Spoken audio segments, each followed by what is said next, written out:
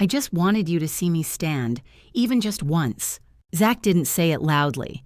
He never made promises he wasn't sure he could keep, but those were the words Emma never forgot. He had been in a wheelchair for over 10 years. After the accident, after the surgeries, after the long silence that followed that chair, became a part of his life. Emma knew it the first time they met, and she never asked for more. She loved him for who he was, not for what he could or couldn't do. He never had to prove anything to her. But Zach had a quiet wish of his own. It started 3 months before the wedding. He didn't tell her, not because he wanted to surprise her, but because he didn't want her to hope for something he couldn't guarantee. So he did it alone. Early mornings, small steps, long sessions no one knew about. He said it wasn't about walking.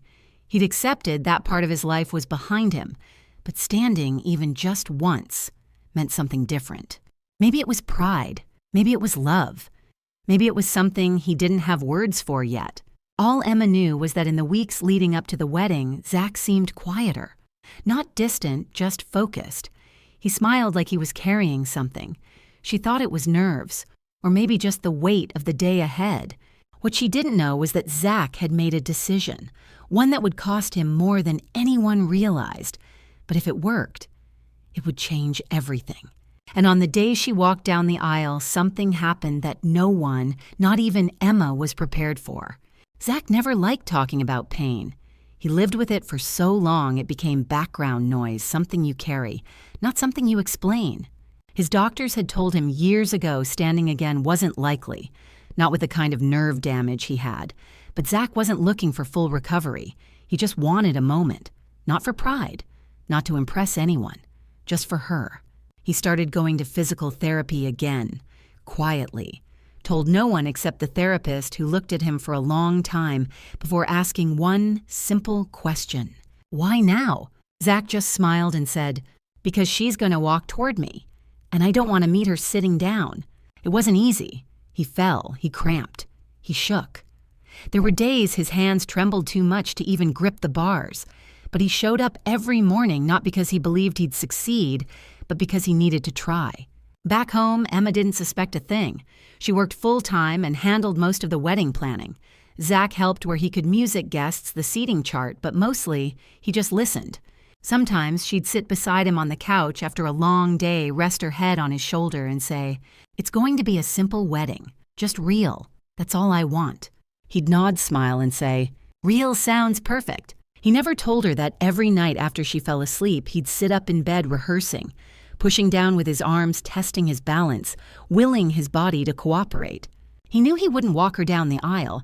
He wouldn't dance the first dance. But maybe he could give her a few seconds, a single moment she would never forget.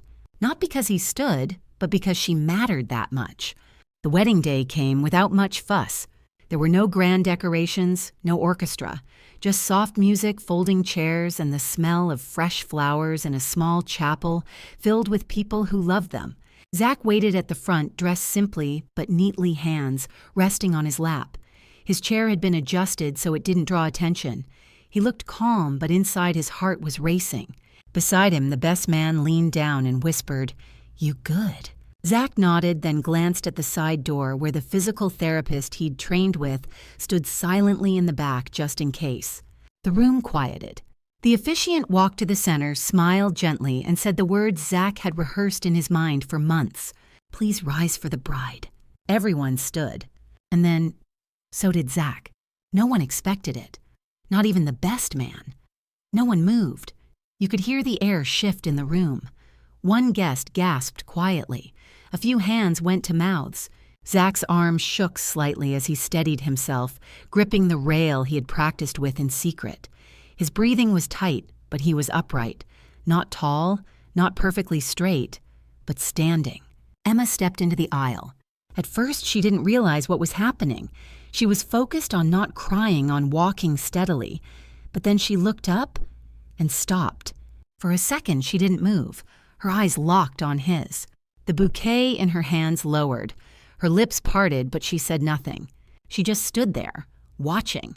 Then she started to walk again, slowly this time, carefully. Her eyes never left his. And Zach stayed on his feet, Not because it was easy, but because he'd promised himself, even silently, that he would. As she reached him, he didn't try to speak. He was afraid his voice would break. So Emma leaned in, wrapped her arms around him, and whispered through tears, "You didn't have to." Zach barely breathed the words back. "I know, but I wanted to." After the wedding, there was no viral video, no news story. Just thank you notes, leftover cake, and a very tired bride and groom in a small apartment, folding suits and drying flowers. Zach went back to his chair. Emma went back to work.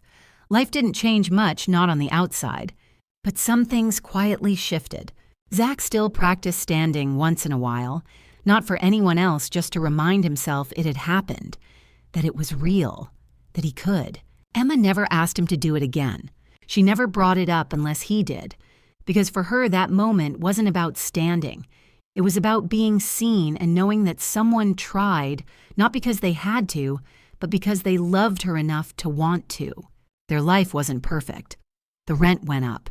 The car broke down. Emma had rough days at work. Zach had flare-ups that left him too tired to move. But they had quiet mornings, inside jokes, grocery trips that ended in snacks they didn't plan to buy.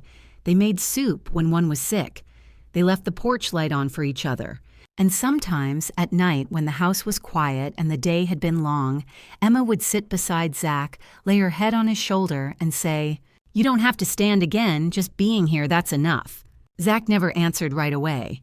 He'd just smile, take her hand, and let the silence stretch out full of all the words they didn't need to say. Years later, someone asked Emma what her favorite moment from the wedding was. She thought for a second, then said, "It wasn't the moment he stood, it was knowing he would have tried even if he couldn't." And that was their kind of love, not made of big gestures but quiet ones. The kind that doesn't fade after the music ends but settles in and stays.